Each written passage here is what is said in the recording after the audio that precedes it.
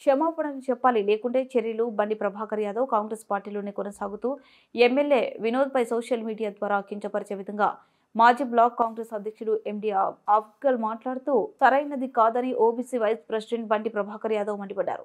ఆయన మాట్లాడుతూ బేషరతుగా ఎమ్మెల్యేకు క్షమాపణలు చెప్పాలని డిమాండ్ చేశారు. లేకపోతే పార్టీ అధిష్టానం తీసుకునే చర్యలకు బాధితుడు అవుతారని హెచ్చరించారు. ఈ కార్యక్రమంలో పట్టణ అధ్యక్షులు ముచ్చట్ల మల్లయ్య, కాంగ్రెస్ నాయకులు, కార్యకర్తలు తదితరులు పాల్గొన్నారు. ఎమ్మెల్యేని ఫండ్స్ తీసుకొచ్చి ఇలా ఈ నియోజకవర్గంలో అభివృద్ధి చేస్తాడు. నిన్న కాక మొన్న దాదాపు 20 ఏళ్ళు మన 10 ఏళ్ళు బీఆర్ఎస్ చేయని పని ఇలా బుగ్గ రోడ్కు 2 కోట్లతో రోడ్ ఇప్పించడం జరిగింది. బెల్లంపల్లి పట్టణంలో 23 కోట్ల ఫండ్ తీసుకొచ్చి అన్ని వాళ్ళ అభివృద్ధి కార్యక్రమాలు చేసే దిశగా వర్కులు కూడా స్టార్ట్ అయినాయి.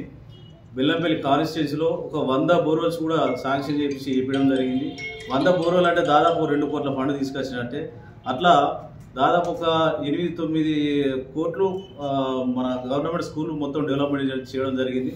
స్కూల్లో అయితే కూలిపోయే దశకు వచ్చినాయి. ఎమ్మెల్యే గారు వచ్చిన తర్వాతనే 10 కోట్ల ఫండ్ తీసుకొచ్చి కాన్స్టిట్యున్సీలో ఉన్న ప్రతి గవర్నమెంట్ స్కూల్ డెవలప్మెంట్ చేసిండు.